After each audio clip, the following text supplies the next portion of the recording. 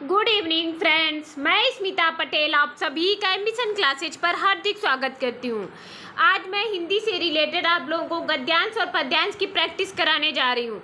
जो सीटेट हो या पेट हो या टीचिंग से रिलेटेड या कोई भी अदर एग्जाम हो, सभी में गद्यांश या पद्यांश जरूर पूछे जाते हैं हिंदी में। नए आयोग पर भर्तियों के साथ विवादों, मुकदमों का भी बोझ। सिर्फ एडेड शिक्षण संस्थानों में भर्ती करेगा नया आयोग। प्रतीक्षा सूची में 32 का ही हुआ चयन। एलटी ग्रेड चयनितों का अभिलेख सत्यापन 16 को।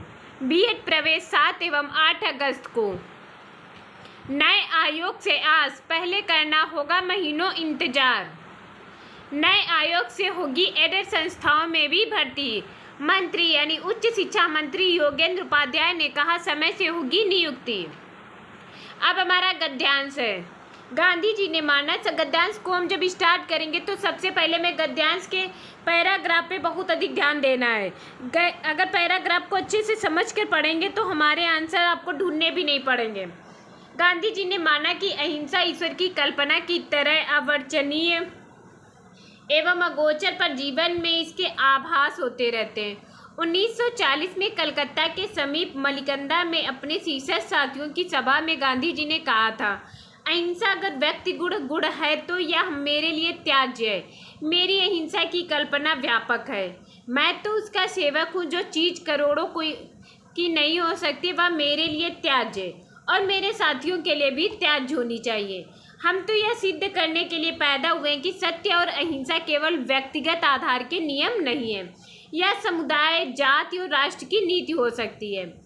उन्होंने आगे कहा है, मैंने इसी को अपना कर्तव्य माना। चाहे सारा जगत मुझे छोड़ दे तो भी मैं इसे नहीं छोड़ूंगा। अहिंसा की बात कही जा रही है। इसे सिद्ध करने के लिए ही मैं जीऊंगा और उसी प्रयत्न से मैं मरूंगा। वास्तव में महानायक बनने में उनके जिस विचार ने सर्वाधिक महत्वपूर्ण भूमिका निभाई है वह उनका अहिंसा का ही विचार था। इसलिए देश की आज़ादी को अति महत्वपूर्ण लक्ष्य मानते हुए भी वह उसे अहिंसा को त्याग कर प्राप्त करना नहीं चाहते थे। अंग्रेजों से लड़ने के लिए हिंसा के बदले अहिंसा को हथियार बनाने का कारण भी यही था। महात्मा गांधी के दक्षिण अफ्रीका प्रयास पर यदि हम एक विहंग दृष्टि डालें तो स्पष्ट होगा कि एक साधारण से व्यक्ति के रूप में पहुंचे। गांधी जी ने 22 वर्ष की लंबी लड़ाई में अपमान, भूख, मानसिक संताप और शारीरिक यातनाएं झेलते हुए न केवल राजनीतिक बल्कि सामाजिक व नैतिक क्षेत्र में जो उपलब्धि प्राप्त की उसकी मिसाल अन्यत्र मिलना असंभव है। उनके भारत लौटने पर गुरुदेव रविन्द्रनाथ टैगोर ने कहा था, भिखारी के लिबास में एक महान आत्मा लौटकर आई है। सन 1919 से लेकर 1948 में अपनी मृत्यु तक भारत के उपलब्धि प्राप्त की, उसकी मिसाल अन्यत्र मिलना असंभव है। उनके भारत लौटने पर गुरुदेव टैगोर ने कहा था, भिखारी के लिबास में एक महान आत्मा लौटकर आई है। सन 1919 से लेकर 1948 में अपनी मृत्यु तक भारत के स्वाधीनता आंदोलन के महान ऐतिहासिक नाटक में गांधी जी की भूमिका मुख्य है। अभिनेता की रही उनका जीवन उनके शब्दों में से भी बड़ा था। उनका आचरण विचारों से महान था और उनकी जीवन प्रक्रिया तर्क से अधिक सृजनात्मक थी। कैसी थी? सृजनात्मक थी। यानी अब हमने गद्यांश को बहुत अच्छे तरीके से पढ़ा है। महात्मा गांधी ने किसे अगोचर माना है? महात्मा गांधी ने किसे अगोचर माना है? ईश्वर को, कल्पना को, अहिंसा को, या सभी। यानी महात्मा गांधी ने अहिंसा को अगोचर माना है। अहिंसा की ही बात कही जा रही है। अहिंसा यानी जिसको देख नहीं सकते, वाणी के द्वारा व्यक्त कर सकते हैं। महात्मा गांधी ने स्वयं को किसका सेवक कहा है? महात्मा गांधी ने स्वयं को किसका सेवक कहा है? तो इसमें सिर्फ और सिर्फ अहिंसा की बात कही जा रही है। यानी महात्मा गांधी ने अहिंसा को सेवक कहा है। प्रस्तुत पर गद्यांश का सर्वाधिक उपयुक्त शीर्षक निम्नलिखित में से क्या हो सकता है? अहिंसा, गांधी जी और अहिंसा का विचार। गांधी जी और अहिंसा के विचार पर ही यहाँ बात की जा रही है। यानी बी ऑप्शन हमारा यहाँ पर राइट हो गया।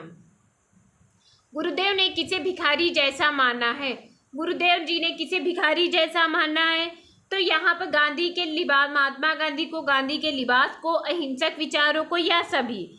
तो गुरुदेव जी ने हमें महात्मा गांधी को भिखारी जैसा माना है।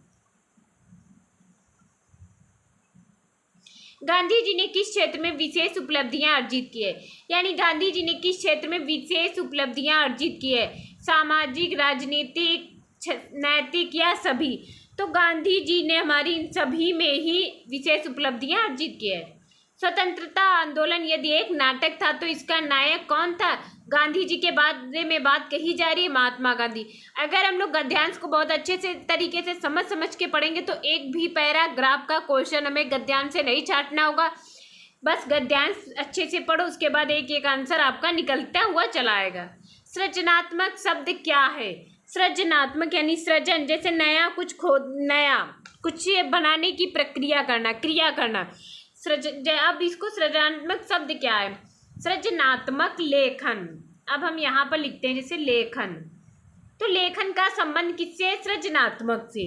तो जिसमें यानी लेखन हमारा क्या है? संज्ञा से पहले आते हैं, वो क्या कहलाते हैं? विशेषण। सी ऑप्शन यहाँ पर राइट हो गया। यानी विशेषण की भी विशेषता बताते हैं, विशेषण कहलाते हैं संज्ञा। महानायक में कौन सा समास है? महान है जो नायक, जो है आया इसमें, तो कौन सा हो गया? कर्मधारय समास। जैसे महापुरुष, काली मिर्च, खड़ी बोली, नवयुवक, ये सभी के सभी कर्मधारय समास कहलाते हैं। जिसका वचन द्वारा वर्णन न किया जा सके उसे कहते हैं। जिसका वचन है, वचन द्वारा निर्णय वर्णन न किया जा सके उसे कहते हैं। तो अवचन, अनिर्वचनीय। आ मतलब नहीं। अब जैसे अनिर्वचनीय में कितने उपसर्ग हैं? आ प्लस निर प्लस वचन प्लस ई। तो आ और निर ये दो उपसर्ग हो गए।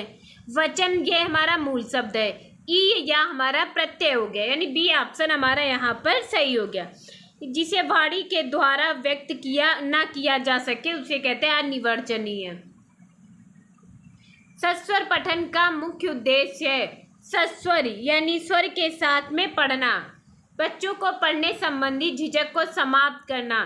सस्वर पठन यानी बच्चे को झिझक समाप्त करना। जितना ज़्यादा हम लोग उनसे पढ़वाएंगे, खड़े होकर बच्चों को इसीलिए क्लास में पढ़वाया जाता है ताकि उनकी झिझक दूर हो, उच्चारण में शुद्धता आए। ए ऑप्शन हमारा राइट हो गया।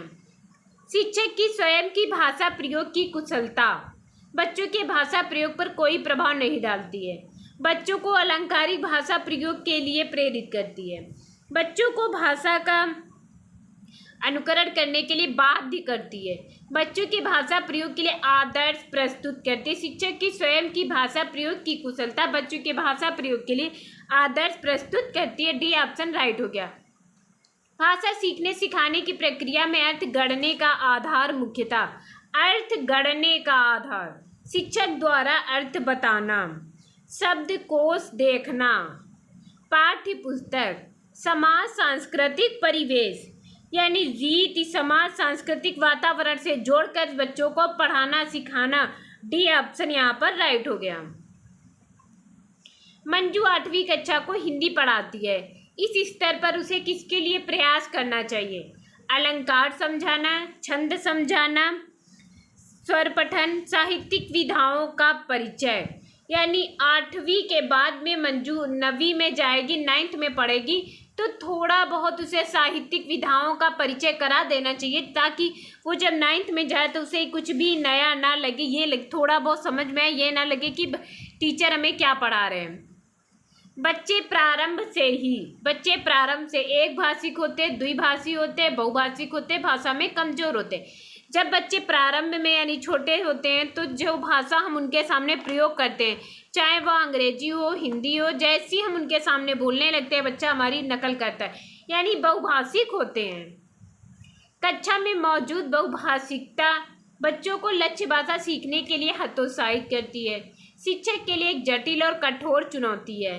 भाषा शिक्षण में बाधक है, भाषा शिक्षण में एक संसाधन के रूप में उपयुक्त हो सकती है। कक्षा में मौजूद बहुभाषिकता हमारी भाषा शिक्षण में एक संसाधन के रूप में उपयुक्त हो सकती है। डी ऑप्शन हमारा यहाँ पर राइट हो गया। आई होप आप सबको मेरे 50 पेडागॉजी के हिंदी के क्वेश्चन बहुत अच्छे से क्लियर हुए होंगे। आप लोग मेरी क्लास को, इस वीडियो को ज़्यादा से ज़्यादा सब्सक्राइब कर दीजिएगा, शेयर कीजिए। जितना ज़्यादा आप लोग इस वीडियो को देखेंगे आपके हिंदी में 30 क्वेश्चन कहीं नहीं जाएंगे, दावे के साथ कह रही हूँ मैं। Thank you class.